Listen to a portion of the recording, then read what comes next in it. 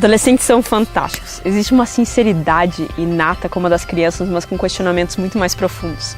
Esses dias, no início de uma aula, um aluno desabafou na frente de toda a sala. Sora, como você tem provas de que tudo isso não é uma mentira? Como essa pergunta me pegou totalmente de surpresa, não tinha nada a ver com o assunto, eu pedi explicação de o que era isso que era mentira. Ele respondeu que Jesus realmente existiu. Será que não foi uma mentira? Existe uma frase entre os ateus: para afirmações surpreendentes necessita-se de evidências surpreendentes. Por exemplo, se eu proclamasse para o mundo que eu fui abduzida por alienígenas, isso seria uma afirmação fascinante. Mas junto com a afirmação teriam que vir evidências para isso. Eu posso garantir tranquilamente aqui que o cristianismo faz afirmações extremamente surpreendentes. Uma delas, e certamente a mais importante, é que existiu no primeiro século da era cristã um homem chamado Jesus, que foi o próprio Deus aqui na Terra. Se você parar para pensar, a entender que essa declaração é muito incrível. Não apenas um homem bom, não apenas um pacifista e nem mesmo apenas um profeta, mas Deus em carne. Mas, para podermos fazer essa afirmação secundária, o meu aluno e todos os habitantes da Terra têm o direito de ter a afirmação primária respondida. Será que esse Jesus realmente existiu? Ou ele foi apenas uma invenção da mente humana extremamente fértil? Para você ter certeza que alguém existiu ou algum fato aconteceu na história, a primeira evidência que se procura são as testemunhas oculares. No caso Nardoni, que aconteceu aqui no Brasil em 2008, em que supostamente o pai e a madrasta de uma menina chamada Isabela jogaram-na pela janela do 6º andar do prédio em que morava. Mas o processo se estendeu muito e de forma muito mais difícil justamente porque o julgamento não apresentou testemunhas oculares, ou seja, alguém que tenha visto o assassinato acontecer. Vamos analisar então as testemunhas oculares que afirmam que Jesus de Nazaré realmente existiu. Na Bíblia existem 4 livros de homens que afirmaram presenciar os últimos anos de Jesus, inclusive seus milagres, morte e até ressurreição. São eles os evangelhos de Mateus, Marcos, Lucas e João. 2 deles eram discípulos diretos de Jesus, Mateus e João. Os outros 2 escreveram de acordo com o testemunho de 2 importantes personagens do cristianismo. O livro de Marcos foi escrito de acordo com as declarações do discípulo Pedro e o livro de Lucas de acordo com os relatos de Paulo. Mas como que a gente tem certeza que foram eles mesmos que escreveram e não outros falsos contadores de histórias? A autoria dos evangelhos não foi motivo de disputa, ou seja, ninguém duvidou em algum momento de que eles tenham escrito esses livros. Até porque o fato de ter sido eles que escreveram é algo difícil de ter inventado, sabe por quê? Vamos pegar Lucas e Marcos, por exemplo. Se alguém fosse inventar um nome para escrever os evangelhos, certamente seriam aqueles que eram mais famosos, os mais perto de Jesus, um dos 12 discípulos, por exemplo. Mas estes nem mesmo faziam parte do grupo mais achegado dele. Olha para Mateus também, cobrador de impostos. Se existia um grupo de pessoas odiado no primeiro século, eram os cobradores de impostos. Péssima forma de fazer propaganda do evangelho, não acha? O que também colabora muito com a ideia de que foram estes mesmos que escreveram os evangelhos é o relato de Papias, em 125 d.C., e de Ireneu, em 180 d.C. Estes 2 foram cristãos primitivos que confirmaram que Marcos escreveu com precisão o que Pedro testemunhara pessoalmente, que Lucas pôs no livro o que Paulo havia pregado e que Mateus e João basearam-se no seu próprio testemunho para escrever seus evangelhos. Ou seja, podemos ter um certo grau de certeza que os autores dos primeiros 4 livros do Novo Testamento são baseados em testemunhas oculares da vida de Jesus. E agora resta a pergunta: e como podemos ter certeza que esses homens não inventaram uma mentira, contando com diversos detalhes interessantes, mas com o objetivo final de montar uma religião e serem famosos? Se passarmos esses homens por alguns testes, vamos saber a resposta. Primeiro lugar e primeiro teste: o tempo. Muitos críticos dizem que o relato original da vida de Jesus sofreu inúmeras mudanças e foram acrescentados muitos mitos à verdadeira vida que Jesus levou. Por isso, dizem eles que surgiram os milagres e a ideia de que Jesus era Deus. Bom, o evangelho mais antigo dos 4 é provavelmente o evangelho de Marcos. A estimativa mais flexível diz que ele foi escrito por volta de 70 depois de Cristo. Apesar de que, só entre nós aqui, o achado do fragmento do papiro 7Q5, na caverna 7 de Qumran, datado do ano 50 depois de Cristo, é de Marcos 6, versículos 52 a 53. Por mais que pareça muito tempo entre a morte e a ressurreição de Jesus, que foi em 31 depois de Cristo, perceba que essas datas ainda estão dentro do período de vida das testemunhas oculares da vida de Jesus. Assim, se qualquer coisa estivesse diferente daquilo que as testemunhas viram, principalmente aqueles que eram contra o cristianismo na época, poderiam facilmente mudar o que estava escrito lá ou até eliminar o evangelho. Além disso, vamos comparar com os escritos a respeito de Alexandre o Grande. As duas biografias mais antigas a respeito dele são de Ariano e Plutarco, 400 anos depois da morte de Alexandre. E comparando essas biografias com aquelas feitas com o decorrer dos anos, os mitos a respeito da vida dele começaram a aparecer apenas 600 anos depois de sua morte. Durante 500 anos, a história permaneceu intacta.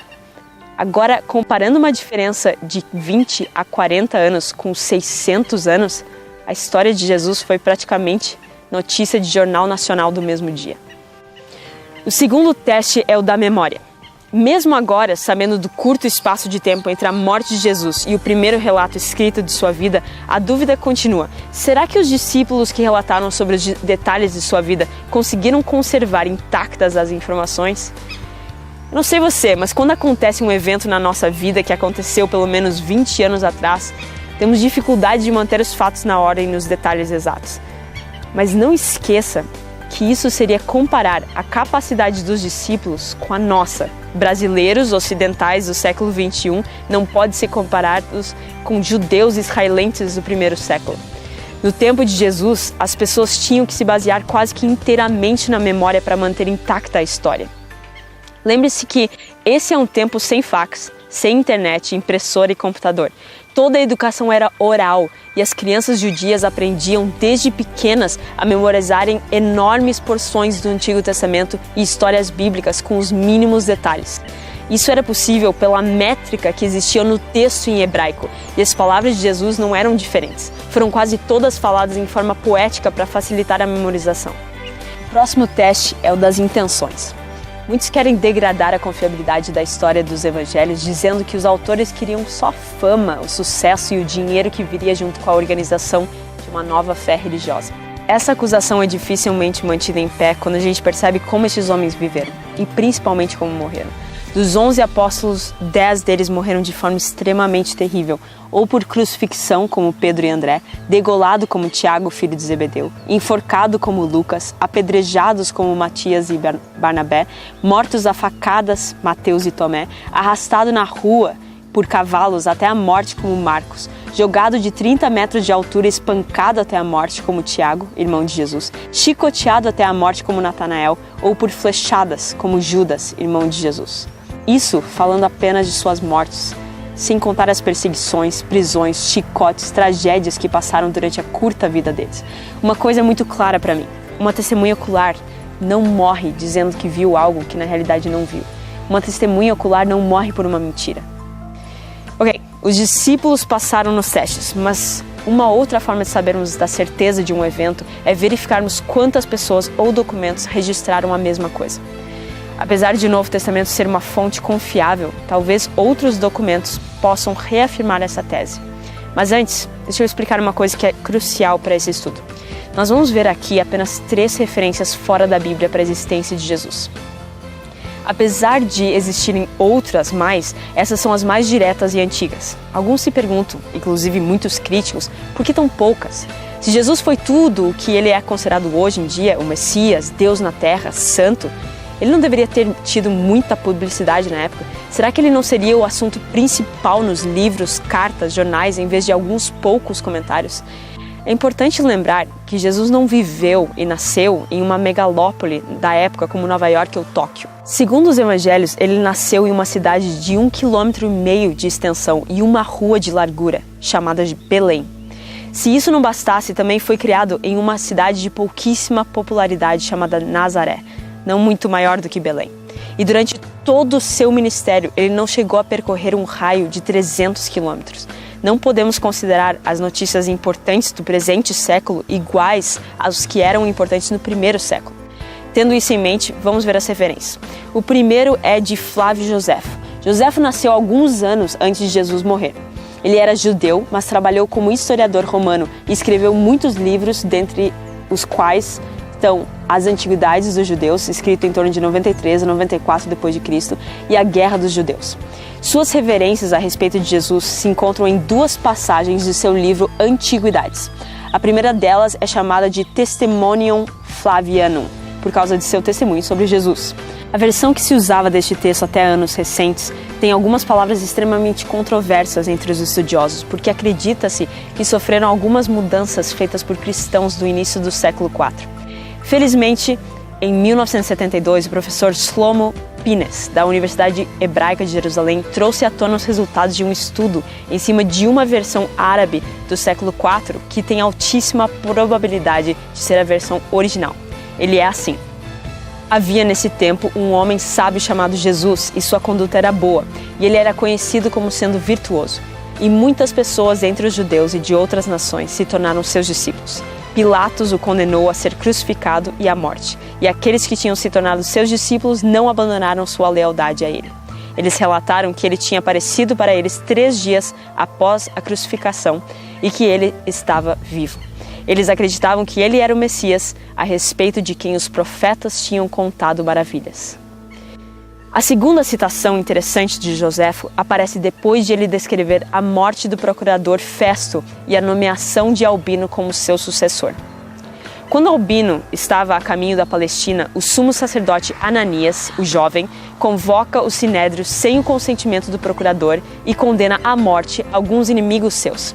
Então ele escreve assim: convocou uma assembleia de juízes e colocou diante dela o irmão de Jesus, que é cognominado Messias, de nome Tiago, e alguns outros. Acusou-os de terem transgredido a lei e os entregou para serem apedrejados.